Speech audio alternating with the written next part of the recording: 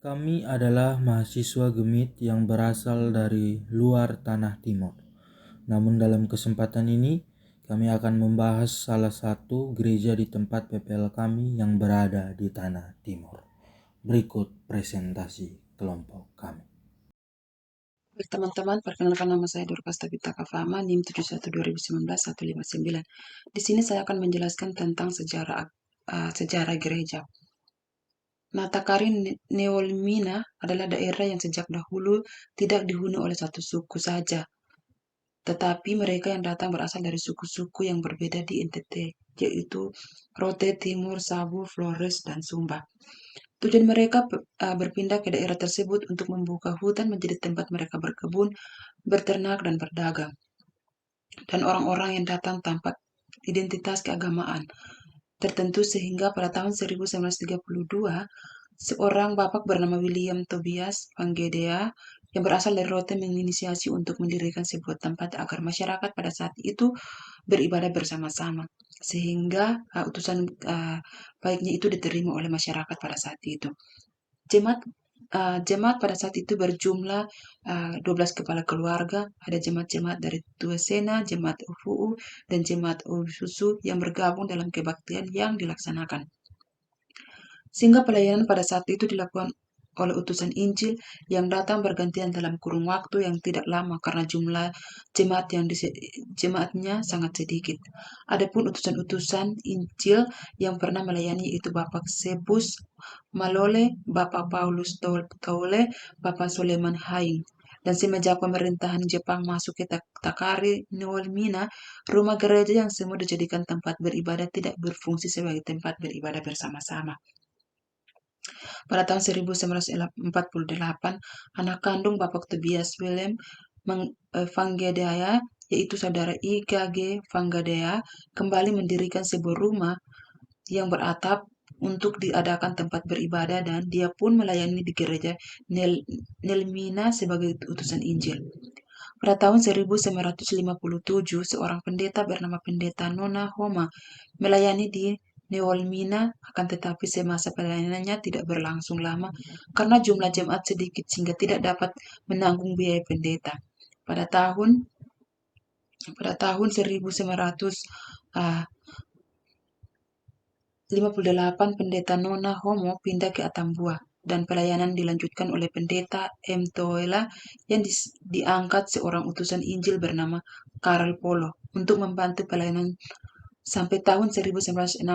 Pada tahun 1966, Majelis Sinode Gemit menempatkan seorang pendeta, yakni Pendeta D.J. Hau yang berakhir 1972. Pada tahun 1973 ada seorang vikaris yaitu Ye Baun dengan jumlah jemaat yang sudah mulai bertambah. Akan tetapi masa pelayanan tidak berlangsung lama karena ia ditabiskan menjadi pendeta di jemaat lain. Sehingga semasanya pelayanan pendeta semua lain, Noel Mina yang memberi nama Jemaat Gemit Noel Mina diganti menjadi Jemaat Gemit Victory Noel Mina. Pemberian nama ini berarti Jemaat Noel Mina telah memperoleh kemenangan dalam hidup sebagai orang-orang yang beriman kepada Yesus. Dan selanjutnya akan dilanjutkan oleh teman saya. Saya Adonia Faryada Kartunggu, NIM 71 2019 017. Di sini saya akan menjelaskan tentang sosiokultural Jemaat Gemit Victory Noelmina. Anggota Jemaat Victory Noelmina jika dilihat dari sosiokultural terdapat berbagai etnis atau suku yang sangat beragam. Karena anggota Jemaat Victory Noelmina ini sendiri tidak hanya terdiri dari salah satu etnis, akan tetapi terdapat berbagai etnis yang tergabung di dalamnya. Adapun etnis atau suku-suku yang menjadi anggota jemaat Gemit Victory Noelmina ialah sebagai berikut, yaitu yang pertama ada etnis atau suku Sabu.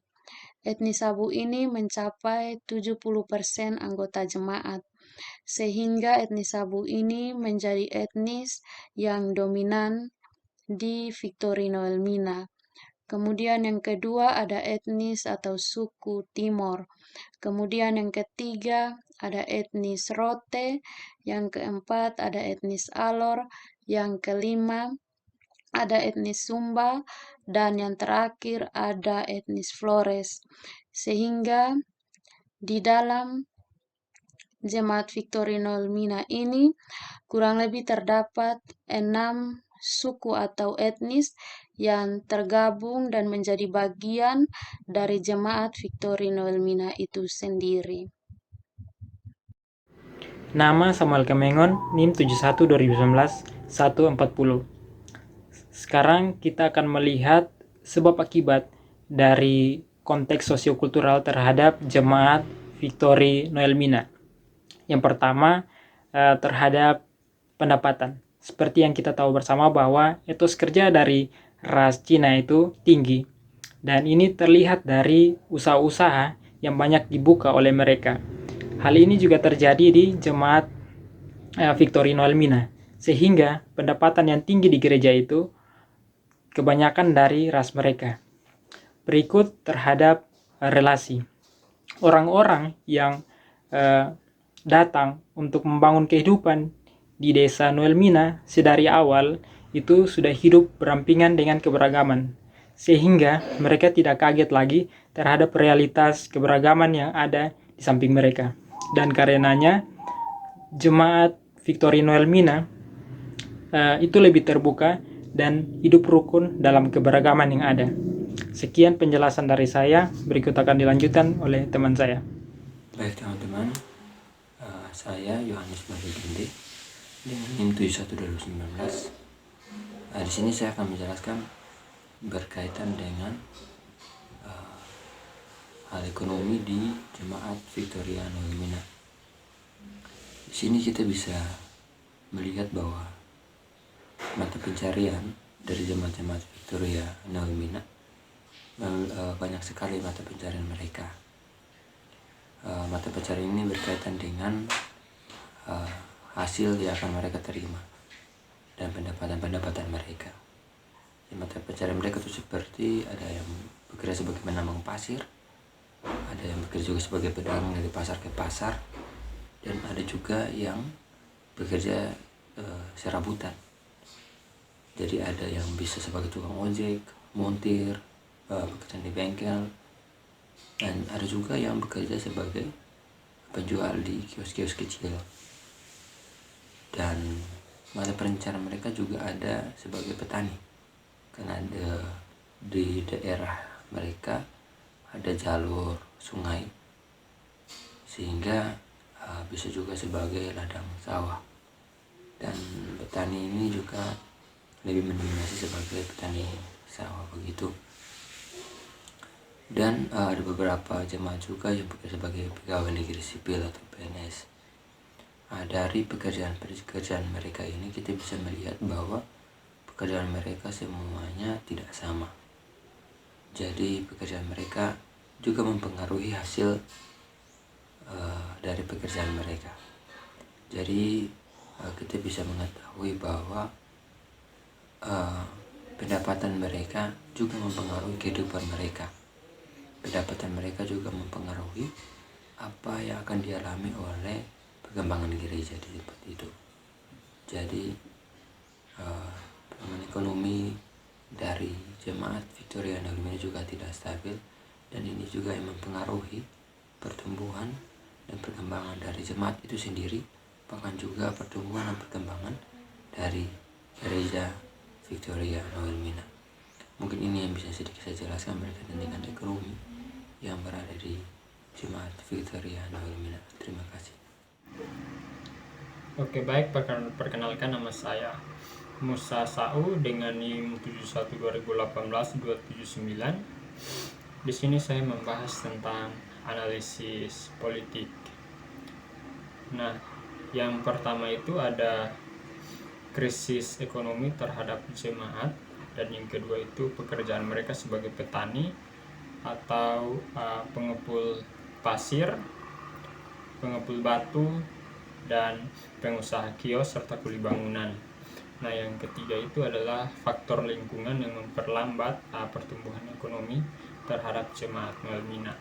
Nah, ketika kami melihat bahwa apakah pertumbuhan atau sistem gereja di sana adanya unsur politik atau tidak. Nah, di sana kalau kami menganalisis lebih lanjut bahwa tidak ada unsur politik yang terjadi di sana atau tidak ada unsur politik yang terlihat sama sekali. Nah, yang menjadi dampak atau yang paling menonjol adanya krisis ekonomi yang sangat melebar atau bisa dikatakan dengan krisis ekonomi yang sangat kuat. Nah, ini dipengaruhi oleh faktor lingkungan, di mana mereka tinggal itu adalah tempatnya adalah tempat yang berbukit dan mereka berdekatan dengan sungai di sana. Jadi ketika terjadinya longsor atau banjir, mereka sulit untuk melanjutkan pekerjaan mereka seperti petani, pengepul batu, pasir, dan kuli karena kondisi atau situasi di sana dengan terjadinya bencana itu menghambat pekerjaan mereka, sehingga di sana itu terjadi krisis ekonomi terhadap jemaat sekitar. Nah, untuk peran dan gereja itu mereka juga tidak melihat kondisi itu dan melepaskan begitu saja, tapi mereka turut serta untuk membantu dalam menangani krisis ekonomi di sana dengan cara memotivasi mereka dan memberikan pelayanan untuk semakin kuat atau berusaha lagi supaya mereka tidak patah semangat. Nah, itu bagian-bagian yang terlihat di dalam faktor ekonomi yang mengakibatkan krisis terhadap ekonomi mereka adalah itu faktor lingkungan yang tidak mendukung, kondisi situasi di sana yang tidak mendukung sama sekali. Nah, kalau kita melihat lebih jauh lagi, sebenarnya tidak ada faktor politik yang terjadi di sana, tapi yang lebih utama itu adalah yang terlihat itu adalah faktor ekonomi yang tadi saya katakan bahwa lingkungannya yang menyebabkan krisis ekonomi yang sangat kuat di sana. Nama saya William Mesakboro, NIM 712019-054. Di sini saya akan membahas lebih jauh tentang peran gereja. Yang pertama, kita akan membahas terlebih dahulu karismatik jalanan. Kita tahu bersama bahwa karismatik jalanan adalah sekumpulan orang-orang yang mengambil keputusan secara pribadi untuk meninggalkan hal-hal duniawi. Misalnya seperti harta benda, mereka meninggalkan keluarga mereka meninggalkan tempat tinggal mereka untuk satu tujuan, yaitu tujuan untuk mewartakan kerajaan Allah. Kalau kita lihat pada kondisi saat ini, mungkin berbeda dengan gereja Victory Nelmina. Gereja Victory Nelmina menganggap bahwa uang itu bagian yang terpenting, tidak bisa ditinggalkan. Rumah pun demikian, keluarga pun demikian. Karena di dalam itu sebenarnya kita bisa menjadikan itu sebagai suatu pelayanan. Tetapi yang penting bagi kesamaan antara karismatik jalanan dan gereja Victory Nelmina ialah bagaimana para pelayan gereja harus memiliki semangat untuk mewartakan kerajaan Allah walaupun ada di tengah kondisi sosial yang sulit. Yang kedua, simpatisan. Simpatisan adalah orang-orang yang bersedia mendukung secara material para karismatik jalanan. Jadi ketika para karismatik jalanan melakukan pelayanan-pelayanan keluar, yang menyediakan mereka makan dan tempat tinggal adalah para simpatisan. Kalau kita melihat dan berkaca pada konteks saat ini, gereja Victory Nelmina mungkin simpatisan bisa kita katakan sebagai jemaat. Jemaat bekerja bersusah payah dan memberikan persembahan kepada gereja. Lalu apa respon gereja terhadap apa yang telah diberikan jemaat? Yaitu melayani dengan sungguh jemaat-jemaat yang telah memberikan persembahan. Melihat bagaimana permasalahan kehidupan mereka dan kemudian ada gerakan konkret atau pelayanan diakonia yang menyentuh kehidupan jemaat sehingga ada timbal balik kerjasama pelayanan antara satu dengan yang lain. Yang ketiga ialah anak manusia. Yesus datang ke dunia dengan berinkarnasi menjadi anak manusia. Kita tahu bahwa pelayanan kedatangan Yesus bukan saja menyentuh orang-orang yang dianggap suci seperti para ahli Taurat, tetapi pelayanan Yesus juga menyentuh orang-orang yang tertindas, orang-orang yang dimarginalkan, misalnya kaum perempuan. Jika kita berkaca pada saat ini, gereja pun harus bersikap demikian. Di penjelasan sebelumnya, menjelaskan bahwa di gereja Victory Nolmina terdapat banyak suku yang beragam. Artinya gereja harus memposisikan diri di tengah-tengah, tidak memposisikan diri yang lebih memperhatikan yang satu, sedangkan yang satu tidak memperhatikan. Anak manusia atau Yesus Kristus itu sendiri telah memberikan teladan bagaimana melakukan pelayanan dengan baik dan secara merata, tidak memandang bagaimana kehidupan jemaat pada saat itu. Nah, yang terakhir, gereja harus hadir menjadi jawaban dalam memberikan solusi bagi jemaat. Memberikan solusi bagi jemaat itu bisa dilakukan dengan melakukan penanaman kembali lingkungan hidup atau para pohon-pohon. Kita tahu bersama bahwa Victory Nolmina mengalami krisis yang cukup sulit, yaitu krisis lingkungan hidup. Nah, gereja bisa kerja konkretnya, gereja bisa bekerja sama dengan para pemerintah untuk menghadirkan bibit-bibit yang bagus, bibit-bibit pohon yang bagus, dan kemudian mengelola itu dan melakukan penanaman pohon-pohon yang telah diterima. Dan mungkin itulah akan menjadi contoh konkret gereja, bagaimana gereja memperhatikan lingkungan sosial. Jadi bukan saja memperhatikan manusianya, tetapi juga memperhatikan lingkungannya. Karena pada dasarnya lingkungan juga adalah rekan sekerja kita, dan lingkungan juga telah memberikan kita hal-hal yang baik. Untuk itu mari kita merawat lingkungan. Terima kasih. Baik, perkenalkan nama saya Nofri Mariati Lenggu dengan NIM 71-2019-176. Baik, kita akan masuk dalam bagian analisis fungsional gereja. Nah, teman-teman, seperti yang kita ketahui bersama bahwa gerakan Yesus itu merupakan gerakan yang tidak saja muncul karena adanya krisis sosial, tetapi juga merupakan sebuah jawaban terhadap krisis yang ada. Hal ini jika kita kaitkan dengan fungsional gereja, khususnya dalam Gemit Victory Nolmina, maka tentunya gereja ini hadir bukan semata-mata karena melihat adanya perpecahan yang ditimbulkan oleh penjajah Jepang pada saat itu. Tetapi sebelum adanya para penjajah Jepang pada saat itu, sudah ada beberapa penginjil yang berusaha untuk membangun rumah ibadah bagi masyarakat yang ada di Nolmina, yang mana memiliki latar belakang budaya yang berbeda-beda. Nah, tempat ibadah yang sudah dibangun ternyata dihancurkan oleh penjajah Jepang. Tapi setelah itu para utusan Injil berusaha untuk masuk dan membangun kembali rumah ibadah. Dan apa yang diusahakan ternyata berhasil hingga saat ini, walaupun banyak hal yang harus dialami.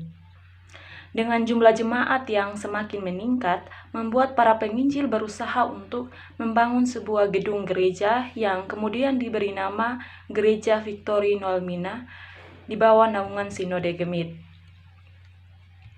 Gemit Victory Nolmina bukan saja hadir untuk menciptakan jemaat yang mampu membangun iman yang baik dengan Allah, tetapi juga ada sebagai suatu organisasi yang mendukung jemaat untuk bisa terus memanfaatkan alam dengan baik, guna untuk memenuhi kebutuhan finansial dalam kehidupan sehari-hari. Sehingga berangkat dari hal ini, maka Gemit Victory Nolmina dalam menjalankan fungsinya bisa dikatakan sangat baik karena tidak saja memperhatikan kebutuhan rohani jemaat, tetapi mampu memperhatikan kebutuhan jasmani jemaat. Tentunya hal ini berkaitan dengan misi gereja yang hadir untuk melayani jemaat dan mempersatukan mereka dalam kasih Allah dengan segala perbedaan yang ada, baik itu dari suku, bahasa, maupun perbedaan kepribadian tiap-tiap jemaat. Nama saya Eka Selini, 71-2019-030. Pada kesempatan ini saya akan menjelaskan tentang rekomendasi yang dapat kami kelompok berikan kepada Gemit Victory Nolmina. Pertama, kami menyadari bahwa Gemit Victory Nolmina dalam sejarah panjang yang telah dilalui perlu merefleksikan bagaimana melakukan perpaduan antara tindakannya untuk secara tenang berupaya untuk membangun hubungan yang baik dengan Tuhan melalui ibadah-ibadah yang dilakukan umat. Setelah mengalami masa sulit dari masa pembentukan, masa penjajahan Jepang hingga saat ini, Gemit Victory Nolmina perlu duduk dalam keheningan, berupaya untuk mencari tahu apa kehendak Tuhan yang hendak dinyatakan bagi gereja ini. Gereja dipanggil untuk bersama-sama duduk dalam keheningan mencari pesan Tuhan yang hendak disampaikan bagi gereja ini. Gereja dituntut untuk peka dan selalu berupaya untuk memahami kehendak Tuhan melalui upaya serius berdoa dan membaca Alkitab secara bersama-sama.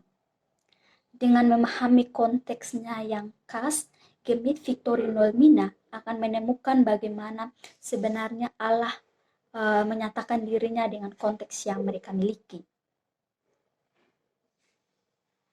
Di sisi lain, gereja juga dipanggil untuk terlibat dalam menyatakan perubahan sosial dalam masyarakat.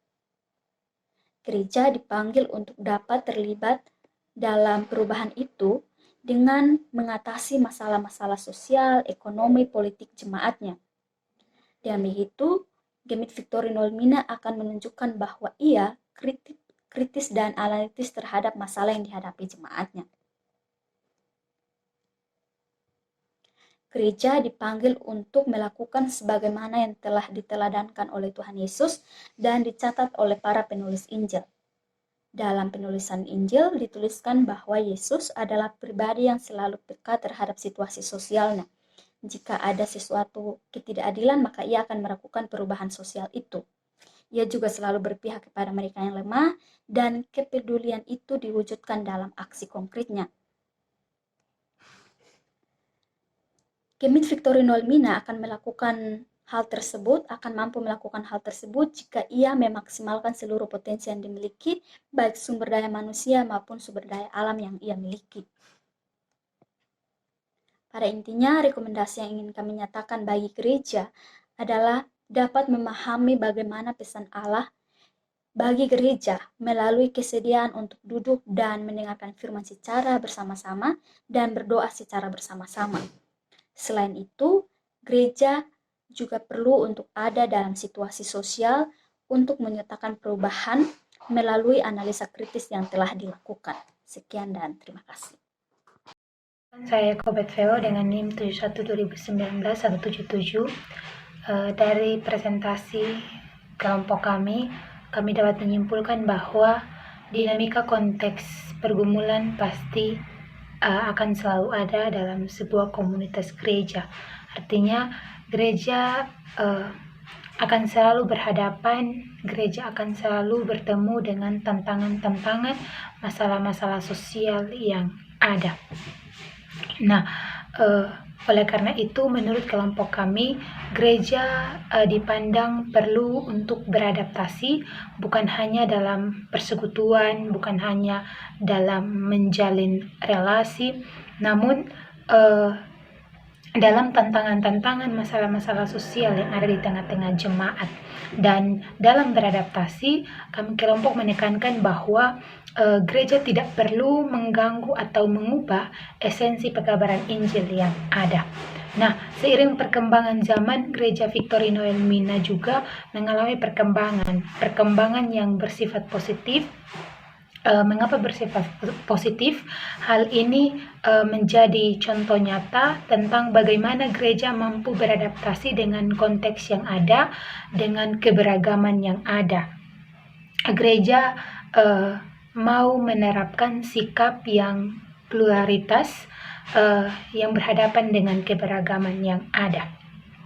Nah, seperti yang dikatakan bahwa, seperti yang kita ketahui bersama bahwa dari keberagaman suku dan lain sebagainya,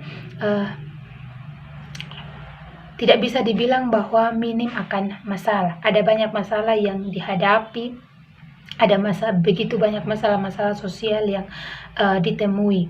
Nah, gereja punya peran penting akan hal itu, karena gereja adalah garda terdepan.